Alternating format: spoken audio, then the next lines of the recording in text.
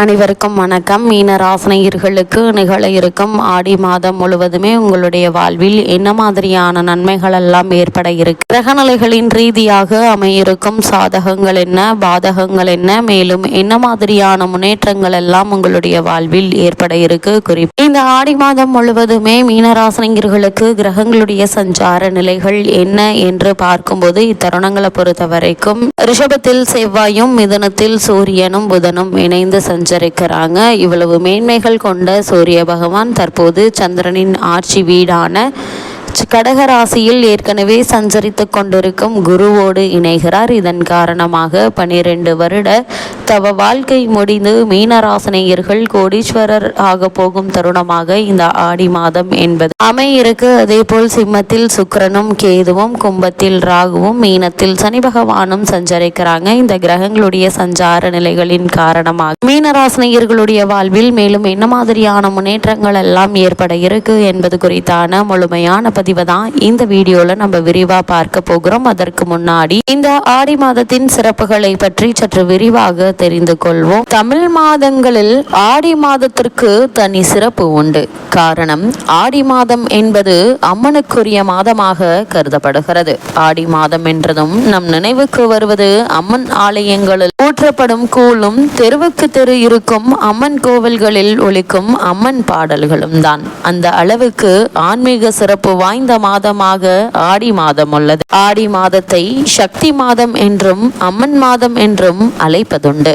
ஆடி மாதம் பிறந்ததும் தமிழ்நாட்டில் உள்ள அனைத்து அம்மன் கோவில்களிலும் களை கட்டிவிடும். இந்த மாதத்தில் வேத பாராயணங்கள், மந்திரங்கள் ஒலிக்க சிறப்பு வழிபாடுகள், பூஜைகள், தேர் திருவிழா, தீமிதி திருவிழா என அனைத்து விதமான உற்சவங்களும் வெகு சிறப்பாக நடைபெறும். இந்த சமயத்தில் சூரியனின் நகர்வை கொண்டு வருடத்தை உத்ராணியம், தட்சியானியம் என 2 பிரிவுகளாக பிரித்து வைத்துள்ளனர். சூரியன் தெற்கு திசையிலிருந்து வடக்கு நோக்கி பயணம் செய்யும் காலம் உத்ராணியம் காலமாகும். தை மாதம் முதல் ஆனி மாதம் வரை உத்ராணிய காலமாக பிரிக்கப்பட்டுள்ளது. இந்த காலம் தேவர்களுக்கு பகல் பொழுதாகவும், சூரியன் வடக்கு திசையிலிருந்து தெற்கு நோக்கி பயணம் செய்யும் காலம் தட்சியானிய காலமாகும்.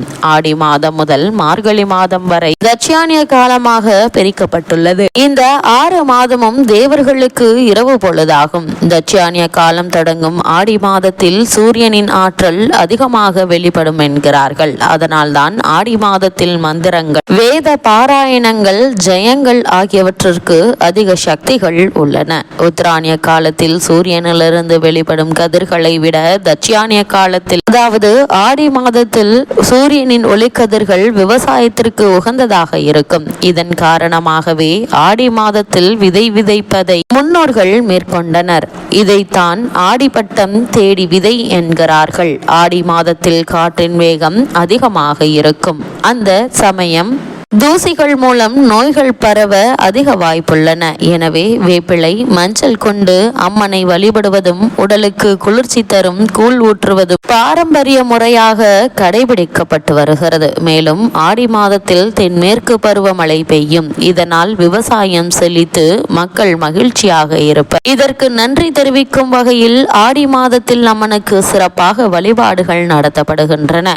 ஆடி மாதத்தில் திருமணம் போன்ற சுப நிகழ்ச்சிகள் நடைபெறாது என்பதால் சிலர் ஆடி மாதத்தை பீடை மாதம் என்று சொல்வர். ஆனால் அது உண்மையல்ல. அது அவர்கள் அறியாமையால் சொல்வதாகும். பீட மாதம் என்பதே உண்மையான பெயராகும். இறைவனை நமது மனமாகிய பீடத்தில் வைத்து வணங்கும் மாதம் என்பதே இதன் பொருள். குலதெய்வ வழிபாடு, கிராம தெய்வ வழிபாடு, இஷ்ட தெய்வ வழிபாடு, சிவ வழிபாடு, சக்தி வழிபாடு, திருமால் வழிபாடு என அனைத்து தெய்வங்களுக்கும் ஏற்ற மாதமாக ஆடி மாதம் உள்ளது.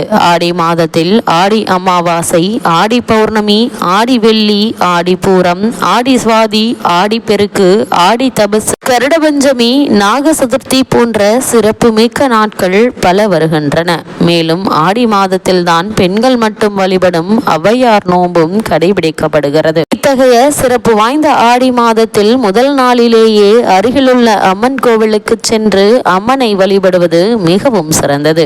கோவிலுக்கு செல்ல முடியாதவர்கள் வீட்டை சுத்தம் செய்து பூஜை அறையில் உள்ள அம்மன் படங்களுக்கு மலர்களால் அலங்கரித்து விளக்கேற்றி வழிபடலாம். மேலும் அன்னைக்கு பொங்கல் பாயாசம் நெய்வேத்தியமாக படைத்தும் அம்மன் பாடல்களை பாடியும் வழிபட்டு அம்மன் அருளை பெறலாம். ஆடி மாதத்தில் அம்பிகையிடம் வைக்கும் கோரிக்கைகள் அனைத்தும் நிறைவேறும் என்பதால் மனதார அன்னையை வழிபட்டு மகிழ்ச்சியான வாழ்க்கை அமைய வரம் பெறுவோம். இவ்வளவு மேன்மைகள் கொண்ட இந்த ஆடி மாதத்தில் மீன ராசியை சேர்ந்த புரட்டாதி 4ஆம் பாதம் முதல் உத்திரட்டாதி ரேவதி வரை உள்ள நட்சத்திரக்காரர்களுக்கு குடும்ப சூழ்நிலை ரீதியாக மேலும் என்ன மாதிரியான நன்மைகள் எல்லாம் ஏற்பட இருக்கு என்று பார்க்கும்போது எலரைச்சனினுடைய ஆரம்ப பகுதியில் உள்ள உங்களுக்கு ராசிநாதனாகிய குரு பகவானும் வக்ரகதியில் மிதுன ராசியில் சஞ்சரிப்பது என்பது நன்மை தராதுங்க. இதனால் வரவை விட செலவுகளே அதிகமாக இருக்கும். உடல் நலன்ல கவனமாக இருக்க வேண்டுங்க. வெளியூர் பயணங்களின் போது பணம் பொருட்கள் ஆகியவற்றை பாதுகாப்பாக வைத்துக் கொள்வது மிகவும் அவசியங்க. நெருங்கிய உறவினர்கள் நண்பர்கள் ஆகியோருடன் நெருங்கி பழகுவதை தவிர்க்க வேண்டும். அது மட்டுமில்லாம உத்தியோகஸ்தர்களை பொறுத்த வரைக்கும் அன்றாட பணிகள்லையும் பொறுப்புகள்லையும் கவனமாக இருப்பது மிக மிக அவசியங்க. சக ஊழியர்களிடம் நெருங்கி பழகாமல் இருப்பது நன்மை செய்யும். மேலதிகாரிகளுடன் சற்று அனுசரித்து நடந்து கொள்வது நல்லது. பொறாமையினால் சக ஊழியர்கள் உங்களுடைய நற்பெயருக்கு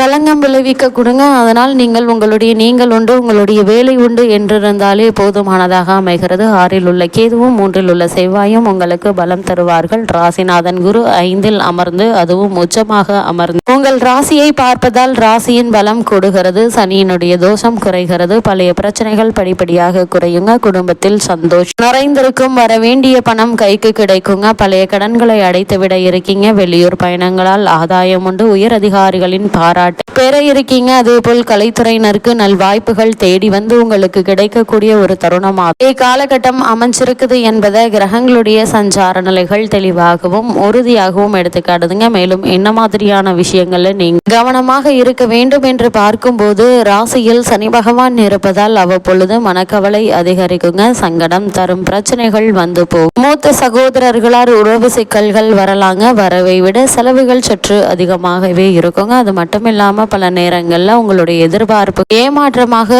மாறுங்க. வீண் பழி சொற்களால் மன வருத்தம் ஏற்படுவதற்கான வாய்ப்புகள் அதிகம் இருக்கு. எடுத்தோம் கௌத்தம் என இல்லாமல் பொறுமையாக நிதானமாக யோசித்து சிந்தித்து செயலாற்றும் போது நல்ல ஒரு முன்னேற்றம் நிச்சயம் உங்களுடைய வாழ்வில் ஏற்படுவதற்கான சாத்தியக்கூறுகள் நிறைந்த ஒரு தருணமாக தான் இக்காலகட்டம் அமைஞ்சிருக்குதுங்க. இக்காலகட்டத்தை பொறுத்தவரை நல்ல ஒரு முன்னேற்றம் நிச்சயம் உங்களுடைய வாழ்வில் ஏற்பட இருக்கு. இக்காலகட்டத்தை பொறுத்த வரைக்கும் எது நினைத்தாலும் நிச்சயம் நடக்கும்.